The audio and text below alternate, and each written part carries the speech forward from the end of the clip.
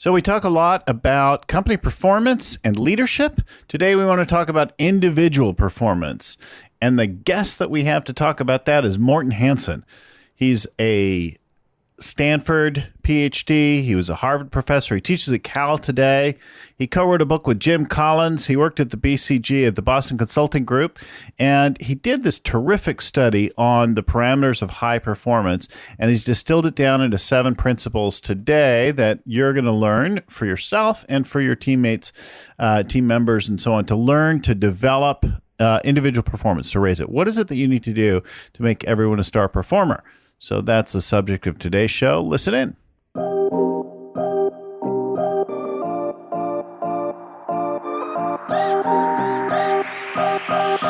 Hello and welcome again to the Scaling Up Business Podcast. I'm your host and growth coach, Bill Gallagher. So on the show with me today, I'm super excited to have Morten Hansen, who's in San Francisco today. Morten, if you haven't know, co-wrote a book, Great by Choice, with Jim Collins. We're talking today about great at work, how more in the world of personal, individual performance, and his latest work. So this is a guy who did a PhD at Stanford, was a Harvard professor, now teaches at Cal. He's originally from Oslo. He's a father, a couple kids, grown similar to my kid's age. And this is a subject I think that's really great. So let's just get right into it. Welcome to the show, Morten. Thank you for having me. In the beginning of your book, you tell a little bit of story where the idea, and I think it'd be great if you kind of take us through the evolution of the ideas behind this great work. Yeah, there were two reasons why I wrote this book and did the study, Great at Work. So one was a personal story. I started out after college working at Boston Consulting Group in London. And when I started, I had no experience, but I had a great strategy for success. And that was to work crazy hours. And when I say crazy, I mean 80, 90 hours per week on average. And, it worked out pretty well. Then I was working on a demanding merger and acquisition project. And I came across a person I call Natalie in the book. She was on the project with me, and I noticed her work was better than mine. It was incredibly good work. So one evening I was looking for her because I was working every evening, of course. She wasn't there. And then I inquired, why she's not there. And her office mate said, well, she never works late. She works from 8 to 6 p.m. and not weekends. And that put a kind of thought in my mind, a question, how is it possible to do that great work and working fewer hours? I mean, she was working hard, right? That's, 50 hours a week or something like that. But I was working 80 or 90. And we both had the same background, the same talent, capable for the job. But I kind of wondered, why could she do so well in less time? So that was a really prompted me to say, well, why do some people do great at work and others do not? And that was the origin question for this book. Yeah. So you didn't do it like a lot of folks do and add a few personal anecdotes and make great proclamations about the way of humanity in the world. You actually spent some time to study and dig into this in a variety of ways. Tell us about the study and the work that went into developing the 7 ideas. Yeah, I'm an academic, so I use data. And when Jim Collins and I finished Great by Choice, which was also based upon a study of companies and why some do better in disruptive environments than others. And it was a follow-on to Jim's Good to Great. Then I thought after that book, Great by Choice, I should do another study, and I should really answer what I call the Natalie question at an individual level or at a team level, which is why do some teams and individuals do great at work and others do not. So I set in motion a study that took me 5 years. We studied 5,000 people. We did 120 in-depth case studies. And so we put some real data and statistics behind this. And what we found was really interesting, which is that about 7 factors explain 2/3 of the variance in performance among those 5,000 people. So it's not like you had to be good at 100 things. Mm-hmm. If you can be good at 7 things, it goes a long way of really performing exceptionally well in your role. Mm-hmm. Mm-hmm. Let's talk about the 7. Because I think it's really interesting. It's not do more, right? Which was the fundamental Natalie question. Exactly. That's what I did when I started out at BCG, do more. And she had this incredible focus on what matters. Yeah. And that's what we found too. I'm not the first one to say focus is important, but there are some very important nuances to that idea. So the essential argument in the book is that we need to work smarter, not harder. And working smarter means deploying these 7 factors. That has become a cliche to say work smarter. I mean, who wants to do the opposite, right? Work dumb. Let me work dumb. Nope. Yeah, exactly. But we need to answer the question: what does it mean to work smarter in a practical sense? What do we actually do Monday morning? And that's what this book is about: is these practical tips derived from these 7 factors. I think it's really good to just underscore this point, because you may listen to folks out there who scream and yell obscenities at us to hustle more and get up, and certainly hard work is good. I pour myself, and I see people pouring themselves into their work, but then you also see people who work in very unproductive fashions, who lead completely screwed up lives, whose work performance is at the cost of everything else, and who drive their teams crazy, right? I was coaching up a public company for a while, and the CEO would be fond of emailing people at 3 a.m. and asking them to do things by the 9 a.m. meeting. And it was chaotic and unpredictable, and he was trying to be Superman at things and failing at everything. And ultimately, he had to leave, and they had to sell out to someone else, right? So there's a cost to that. I mean, that's a great story. That's what we found. The great performers are not the ones who are doing exactly what you mentioned, that they're up in the middle of the night sending out emails and writing memos at 4 a.m. in the morning like I did at BCG. They are not. They're more organized, they're more planned, they're more focused. They're incredibly good at prioritizing, so they're not sitting there and doing too many things late at night. Yeah. What we found very specifically in terms of that, how many hours should you work per week on average? That, of course, depends on your job, your situation. Mm-hmm. But what we found is that if you're working 30 hours in a full-time job, you're working too little. Right? That's kind of obvious, right?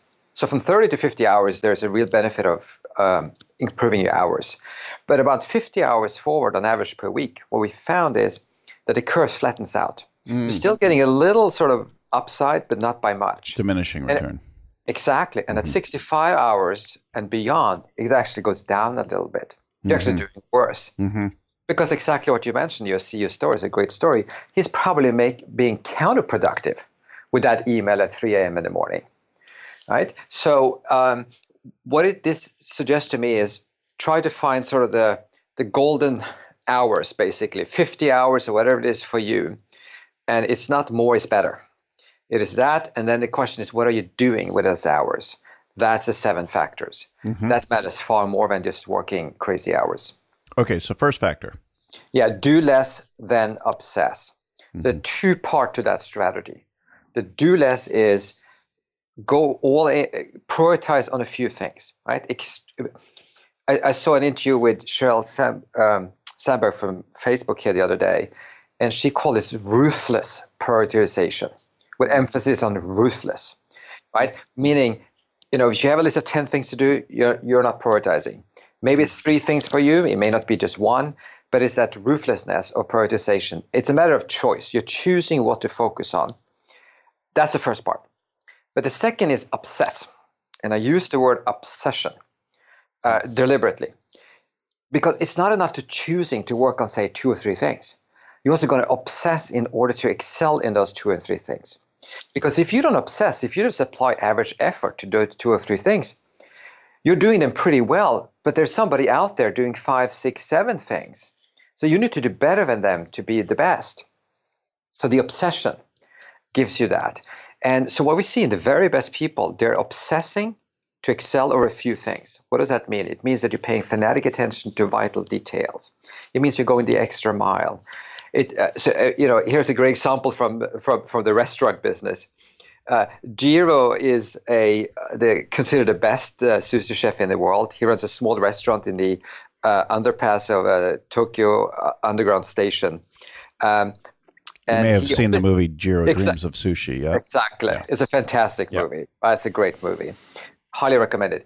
But he only serves 15 pieces of sushi. Right? There are no extra stuff, and this is what he serves. And for example, the octopus piece of sushi, he has decided that he needs to hand massage it for 50 minutes, 50, in order to give it that tenderness. So here's a person who's obsessing, right? I'm hand massaging the octopus sushi for 50 minutes so that it's tender enough for you to eat it. That's obsession. And that's what we see in some of the great performers. But of course, once he figures that out, he gives it away to an assistant, right? Yeah, so he organizes, exactly. So he organizes, how to work this thing, right? I think this obsession is also pretty consistent with the ideas that we think about in company strategy that we hear from like Frances Fry in Uncommon Advantage, Uncommon Service, where she talks about if you want to be truly extraordinary at some things, you need to be willing to suck at some other things in order to put the focus and make any profit at that, right? You can't be great at everything. Exactly. And many people try to be good at everything and it doesn't work. You got to make those trade-offs. Yeah. In terms of scaling and growing a company, I got kind of two great examples of this. One from a large company, one from a small company. On the large company, I didn't put it in the book, but we wrote a case on a company called Reckitt Benckiser that is based in the UK. They're basically a consumer goods company. And they are one of the top 1% performing companies in the world. And I was curious, how can you be that top 1% performer? And so I contacted the CEO, Bart Becht is his name. And we went and did a business school case study on them. When he took over the company, they had 50 or 100 kind of consumer brands. And he said, we're going to focus on 12 to 13 what he called power brands. And the rest we're just not going to focus on. We're going to sell them off, or we're not going to put investments into them. When he announced that strategy, the stock market, some investors just fled the company. So the stock price went down. So this is the courage. But he said the following: we're doing 12 power brands. We're going all in with those. We know we can grow the share in those. We have great position. We can be winners in those categories. But we can't win in 100 categories. But if we put all our money into 12 and we choose the right 12 ones, then we can do that. In other words, he was doing less than obsessing in the product portfolio. And here's a counterintuitive thought. In order to grow his company, because he was after scaling, growing, I had to do fewer things. Most CEOs and most leaders go the other way. In order to grow, I should introduce more products. I should have more services. Yeah. I should have more market coverage, more geographies, more of everything. And that's how I grow. But you become mediocre in all the things you do. Mm-hmm. Whereas he went the other way. And that was the formula for becoming a top 1%er in the world in terms of stock market performance. And to shrink the portfolio and to do it really well. So that's a great story from a kind of a larger company. A story from a smaller company, Susan Bishop, who was starting out her own firm in executive search business in New York, coming out of the media industry. That was her specialty. She started the firm. It was doing pretty well. Then he got clients' requests from consumer goods, from Coca-Cola, from financial services, from outside of New York, not the senior positions, but junior positions, requests that were, under market value in terms of salary being paid for the job candidate, right? She got all these other requests because she was quite good at this. And so the company grew and she took on all this business and she expanded in terms of geography and in terms of industry. And then she became mediocre in all these things. She said we were stressed, we were spread too thin, and the work wasn't good. And the profit margins were half of what they should be. And then she has an epiphany. And she said, this is going the wrong way. We are growing, but we're not growing profitably. And we're straining, our resources where we're not going to grow really fast either. So she said, I'm going to cut this out. I'm going to set a set of rules for my team, for my small team. Number one, media only. Say no to the rest. Only senior searches. Only the searches that pay full market value. Stay away from difficult clients. So she really focused the enterprise, this small business, a team of 10. And when she did that, which was tough, she talked about how tough it was to say no to Coca-Cola that came and said, we got a deal for you for $500,000, which is a lot for a small business. And then she said it was tough for a period of time, but then we did excellent work in our focus segment now. And we started getting clients and clients and clients, and we grew that segment. And we had a much better growth rate, and we had better margins. Again, another story. Find out what to focus on, do it well, do it the best, and then you grow and scale. So do less and obsess over it, right? That extreme focus is the leading thing. And that's true. I think we preach about that for the company itself, but we're talking about the individual as well. What is your role? What are you trying to do? And I think if you've been that, you've probably felt at times where you felt like you're running all over the place. I talk to CEOs all the time who are like, God, I'm losing my mind. I'm working harder than ever. I don't know what my team's doing. I'm like, yeah, we want to get you to focus more. And then in turn, the whole team, right? The second thing was about redesigning your work, yeah? Yeah, so they go hand in hand, really, because the question becomes, okay, so what should I focus on? Yeah. Right? And redesign work is the second principle that gives you that guidance. And here we found something really interesting, and this I did not anticipate. It turns out a lot of people and a lot of teams and businesses had the wrong objectives and the wrong metrics for success. Give you a quick example. Came across this company out here in Silicon Valley, a high-tech company. They have a warehouse where they ship out their industrial products for their corporate customers. And the guy running the warehouse, he had a schedule, right, that he has made, internal schedule. Okay, I got to get it out according to my schedule. And on that metric, which was his objective, he achieved 99% success. So great job, right? Mm-hmm. But then they surveyed the customers, the corporate customers, and they found that only in 2/3 of the cases did the customer get these products when they needed them for their own business. In other words, they were late 1/3 of the time because he had focused on an internal metric, our schedule in the warehouse, not the customer metric. And that's what I call value metric, which is defined as what are the benefits you're giving to others who are the beneficiaries of your output of work, and not your internal productivity or volume metric. And so many people get this wrong. Another quick example, take a physician's office. Medical doctors in an office, they look at number of patients that they are seeing in a day. That's the productivity measure. But the real value metric should be the percentage of patients with accurate diagnosis and accurate treatment. That's a value metric. These are different metrics altogether. Mm-hmm. And so many people do that internal volume metric, not the value metric. Mm-hmm. So the guiding principle here is productivity versus exactly. Yeah. And a lot of our data revolution these days make this even worse because there's so many volume metrics that we can measure. Number of clicks on the website. It's not a value metric. Me watching YouTube videos for 3 hours a day, that's not a value metric. It's, if anything, it's an addiction metric. But that is YouTube's. That is their key internal metric. Yeah. And it's working especially well on our young kids. It does, and that's how they optimize the site. Yeah. But it's not value. Yeah.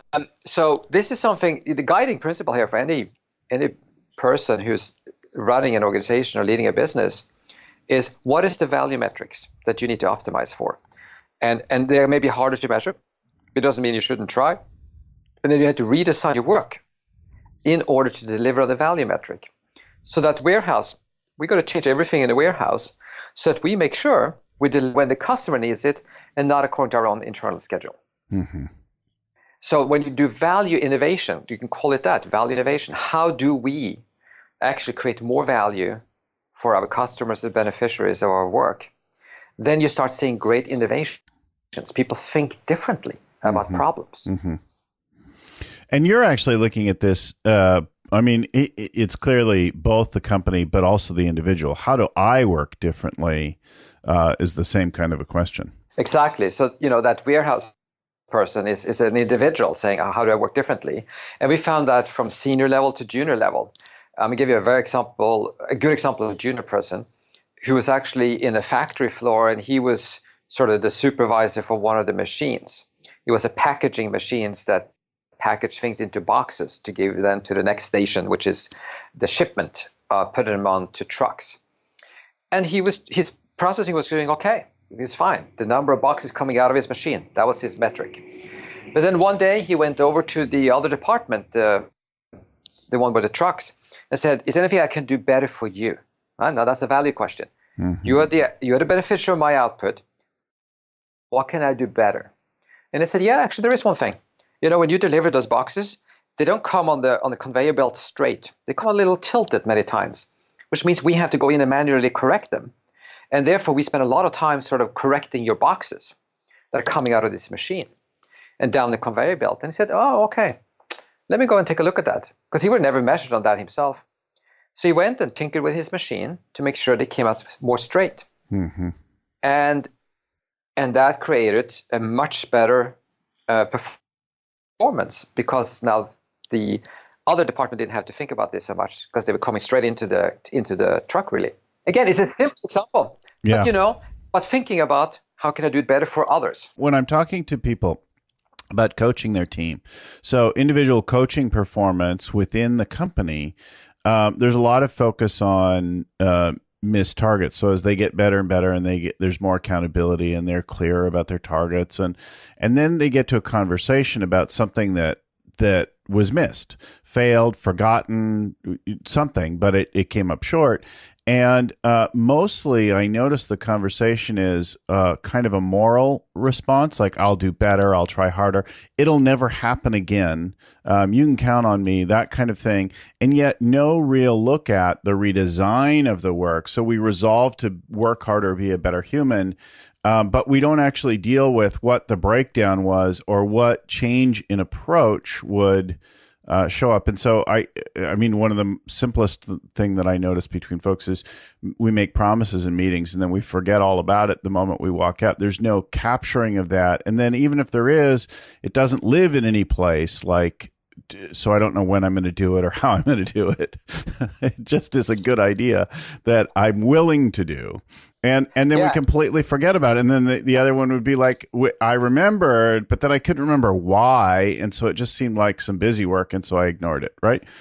So exactly. All of this is needing redesign. So a kind of curious forensic conversation versus resolve to be better. Right. And it's sort of saying, let's not try harder because we broke those promises. Let's try different. Mm-hmm. Let's think different. Mm-hmm. Let's think about what is it that we can change and redesign. Mm-hmm. And you see that when people ask those questions, they start questioning conventions, status quo. So two great techniques for doing this. I mean, one is to ask stupid questions.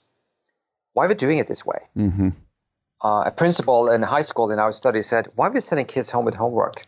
You say, what do you mean? Love this story. Who has done that? Yeah. Everybody has done that. Yeah. It's a 300-year-old model. Yeah. I said, no, tell me again, why are we doing this?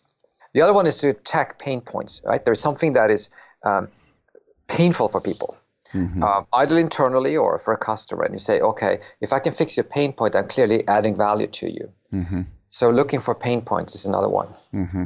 Mm-hmm.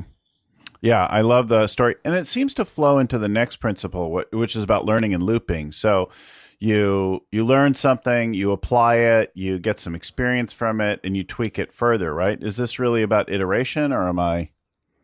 Yeah, it is. It's getting a little better every day.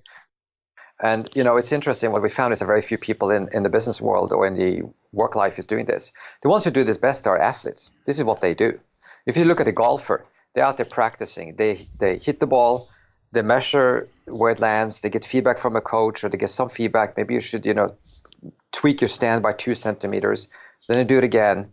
It's intense qualitative learning. It's called deliberate practice. It's not just out there hitting the ball. Yeah. Right? It's that reflection, is that loop, right? I do something, I measure the outcome, I get feedback, I tweak it, I reflect on it, and then I do it again. Yeah. In the workplace, very few people do this. Take a manager who's running meetings. Most managers are running 10, 20 meetings a week. That's a lot of repetition. How many of those people are actually going and saying, well, today I'm going to tweak the way I run the meeting a little bit. see the outcome, get some feedback on it, and tweak it tomorrow or next week. Then I'm getting a little better. We're spending so much of our time in meetings. Why are we not making them a little better every day? You know, this is a really good point, because we come in with the scaling up framework and we want to implement a whole bunch of meetings in a company. We're like, you need to do all these different meetings, but they need to be really, really well run. And so then what happens, at least in the early stages, if somebody doesn't have experience or a close friend who did well, what they do is they do a meeting, and then and you talk about it in, say, a quarterly session with the team, and then they drop it, and then you hear about it the next quarter, and they're like, yeah, that weekly meeting or that daily huddle didn't work out for us. I'm like, oh, why didn't you call me and tell me? So they'll say, yeah, it was kind of a drag and people didn't like coming to it. I'm like, okay, well, we need to redesign it. So let's look at what had happened. Let me see what it felt like. And you'll find any number of things, like people aren't showing up prepared, or you don't follow an agenda, or it's all bad news, or any number of things will be off with the meeting that need to get tweaked. And then you've got to look at it and tweak it again, right? So that regular review of and tweaking it, you can do it yourself. You can use a coach, but that, rather than saying, well, that just didn't work out, we're not going to do that, that's not for us in our kind of company. No, it works for thousands of companies. Figure out what you're missing, the little tweak that makes it work, right? Absolutely, and that I talk about in another principle called Fight and Unite is basically how do you run better meetings. Yeah, and so many people are they're fed up with meetings because they're poorly run. But as you know, a good meeting can be an extremely effective way of getting work done, really, and draw upon the collective wisdom of the group of the people in the room. Yeah, but with real rigor, right? Just need to be better. Exactly. Following a thoughtful agenda, using a timeline, using a parking lot. Don't do it. It's extraordinary. Yeah, how bad people are at meetings. And here's the worst thing. So what we found, we have several interviewees who told us this. You know what happens to our company? They say, we have one bad meeting. We didn't resolve the issue. And what is the outcome of that? A follow-up meeting to continue to discuss what should have been resolved in the first meeting. And some people have a rule of 3. We need 3 meetings to resolve an issue that have been done in the first meeting, and that meeting should have been half an hour, not an hour, by the way. Yeah. I mean, you're getting that inefficiency. Yeah. Of course, then you have to work 80 hours to get stuff done if you work like that. So the better people, the better performers, they are really good at running these meetings, but they also apply this learning loop to all kinds of things. My sales pitch, how I motivate employees, how I write emails, how I communicate to staff, on and on, right? You're just trying to be a little bit better every day. Tweaking all of it. And then talk about this P squared, passion and purpose. We spent a lot of time on that. How are those two things different in your mind, and what's the focus? Yeah, so first of all, what we found is that the better performers, they're getting that source of motivation, not just from extrinsic rewards like salaries, compensation, and so on. They're getting it from their inner motivation, which is the passion and purpose. And those are two very different things. So passion is what excites you. It's what the world can give you. Mm-hmm. And it's almost like a hedonistic quality. Mm-hmm. Purpose is the opposite. Purpose is what you can give the world. What are your contributions that you uniquely can give to others, to your company, to your clients, to the society? And one is about what the world can give you, and the other one is what you can give the world. Two very different things. Mm-hmm. The best performers, they have both. I call it P square, right? There's a synergy of the two. And what we found in our data is very clear. If you look at performance, the people who perform the worst are the ones who have neither.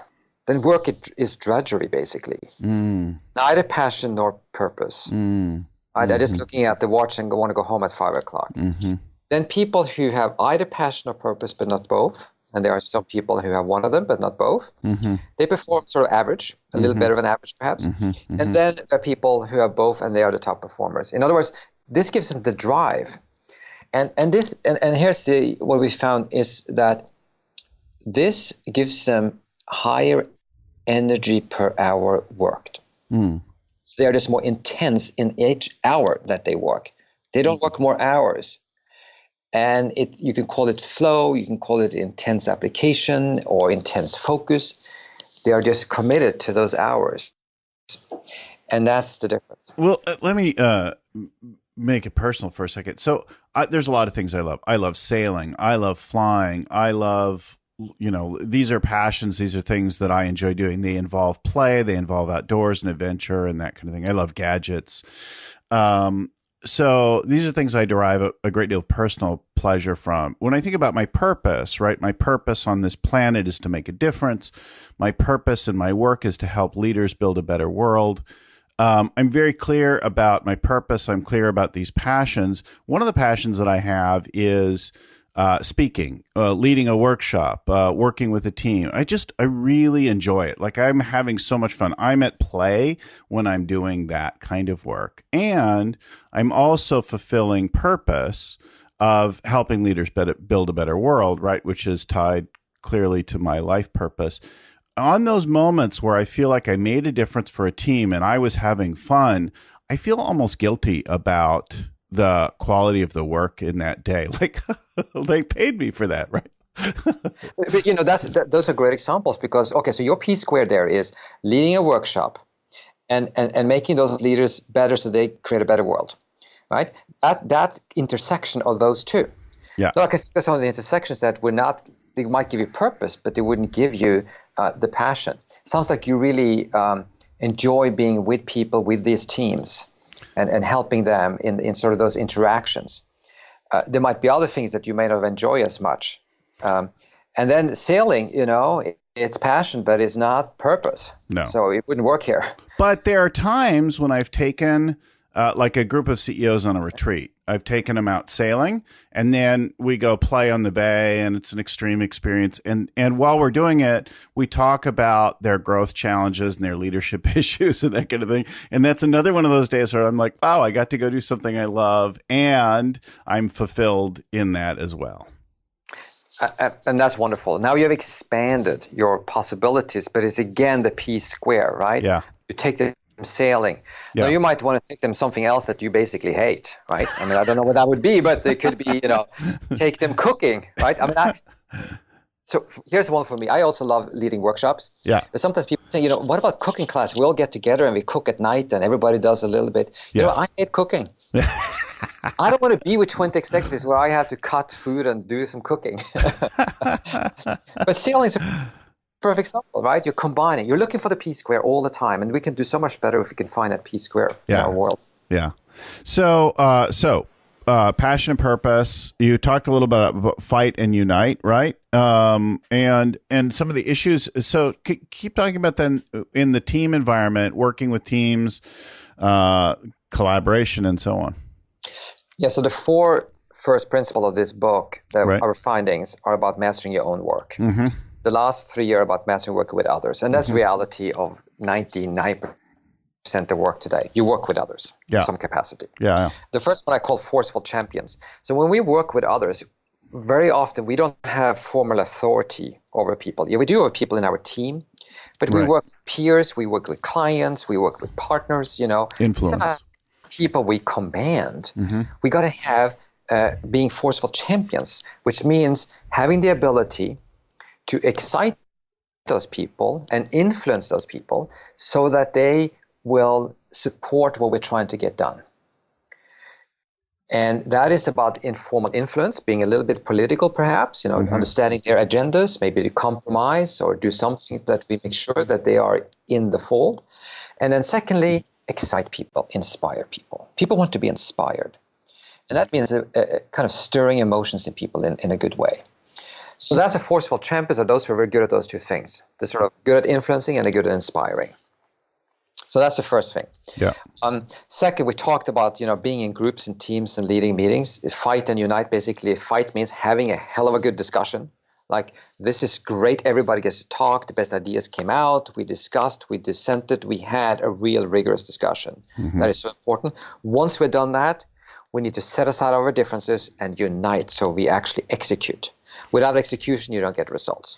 This is very complimentary to Pat Lencioni's 5 Dysfunctions of a Team, where he talks about having real trust so that we have the real conversation, having productive, healthy conflict. And then the third is that we may still disagree, but we'll commit and then come together and work on the solution. Absolutely. These are reinforcing those principles. And what we're seeing is that, and here's my finding, having talked to lots of executives, studied them in this book, many teams fail at either or both of those two. It's Absolutely. a big problem for so many people. So that's important. Then the last thing is what I call disciplined collaboration. There are two sins of collaboration between groups of people. One is under collaboration. We live in silos. But here's the other thing. There's also over collaboration. People collaborate on too many things without the focus. And this has happened in the last 5 years in particular, because collaboration is seen as a good thing, right? So more of it, the better. Again, we're back to the more is better paradigm. It isn't. People collaborate on too many things. It's unfocused. And so they spend a lot of time, and these collaboration projects are under-resourced. They become the night shift in many ways. What we need to do here is to cut back on the less important collaboration activities and focus on the few that are really important and go all in to make those a success. So less collaboration, but better collaboration. If you've ever served on a committee or whatever, you probably have a sense of what unproductive collaboration looks like. There you go. Yeah. People, again, they're not paying attention. They don't have the resources. We are supposed to collaborate on something, developing a product. Well, our engineers don't have time, so we're delayed, and it's half-baked output anyway. Yeah. Nobody's held accountable because who's in charge? We're not quite sure because it's a collaboration, so isn't everyone in charge? It just all breaks down. So in this chapter, I kind of outlined the 5 principles to get good collaboration. The 5 sort of techniques you need to put in place. And yeah, so that's the, that's the 7. That's the 7. That's right. Just to underscore that last one for some of our teams, I often see teams that try to put too many people into the leadership team meetings. And so I've seen people like try to put 20 and 30 people in, and it's a disaster because everybody is intelligent in even the second tier, but you just don't have time, and it's unproductive to have everybody sounding off about everything. I had a team recently quit our process because they couldn't put fewer people around the table. It just doesn't work to have that many people all needing to be heard on every single topic. It becomes really unproductive. Right, and you don't have a real great discussion among 20 people. So I think in terms of meetings, whether they're collaborative meetings or other meetings, here are a few tips. One is cut down the number. Do we really need them? Yeah. 2, cut down the time. Why should the default be an hour? Maybe that means it should be 15 minutes. Maybe it should be 30 minutes. Maybe it needs to be 3 hours. Yeah. But why this default of an hour? Yeah. Cut down the time in half. Try to. Yeah. And then cut the number of people in half who need to be there. It's brilliant. And then see what happens. It's sort of try the half, right? Let's do with half on what we're doing today and see how it goes. And I think in most cases it will actually go really well because we just don't need to. And when you have 7 people around a table, you can have a real discussion. When you have 14, not so much. Right. Yeah, it becomes way impractical. So let's just a quick recap, right? The 7 are do less than obsess, redesign your work, don't just learn loop, P squared, passion and purpose together, right? Forceful champions, fight and unite, and the 2 sins of collaboration. Those are the areas. And what I think is really cool is that you've got a quiz now. So I want to encourage our folks, if you're just at the summit and you just heard Morten Hansen speak, what it's like and you've already got that. But if you're hearing this for the first time, you're introduced to the work, you can go find the book and you can find everything at mortenhansen.com. And we'll put the link in the show notes here, but there's a quiz there. So you can go take the quiz and see where do you need to work better? What do you need to do? I find again and again, teams are like, oh yeah, our team's healthy. Oh, we're trusting. Oh, we have productive conflict. And I'm like, yeah, that's not what I see. So it's always hard to tell yourself. And that's why a quiz and assessment tool like this is really helpful to give a look at where could you go to work on? What are you already good at? And what would it be better to work on next to develop more of the 7 in yourself and perhaps for your whole team? Yeah. Yeah. And the quiz is kind of cool because you score yourself on the 7 and then we benchmark you against a larger population, see where you're strong and weak relative to others. And then we give you tips where you should focus. So it's a really good self-assessment. And also the new thing we're starting, which is coming out right now actually, is you could sign up for that first principle, do less than obsess, and we will twice a week send you practical tips how you can implement that for like a 5-week kind of training program, if you like. And so if you sign up for any of these on our website, everything is for free. We give you these resources. Yeah, it's super cool. So mortenhansen.com, we'll put the spelling, but it's mortenhansen.com. And we'll put that link right there in the show notes, and then go there, take the quiz, sign up for the thing, get the tips in, and see what difference it makes for you. I'm so glad to have you on the show. Thanks for coming on and making the time to do this today. I'll see you next week in Denver, and our folks will hear you. We'll have heard you yesterday. You were at the conference with us, and I think this comes out on the day after you speak. So I'm really glad to have you on today to do the recording. Well, thank you. It's been an honor. Yeah, thanks. And for everyone, so we bring a guest like this every week, and we talk about different aspects of scaling your company, scaling your leadership. On the journey to that, you'll find all this stuff at scalingcoach.com or wherever you get your podcasts. If you go to scalingcoach.com, not only can you subscribe and we'll send it out to you so you don't miss one, but we've got loads of free tools there, worksheets and descriptions and agendas on how to do all the stuff we do. We've even got a free book offer if you'd like to get a copy of the Scaling Up book. If you just pay the shipping and handling, we'll ship it out to you for free, a real physical book. Scalingcoach.com. Thanks again, everyone. We'll talk to you next week. I want to give special thanks to our original growth guru, Vern Harnish. The show is produced by Nye Obaid with audio production by Podfly Productions. Audio editing is done by Albert Burge.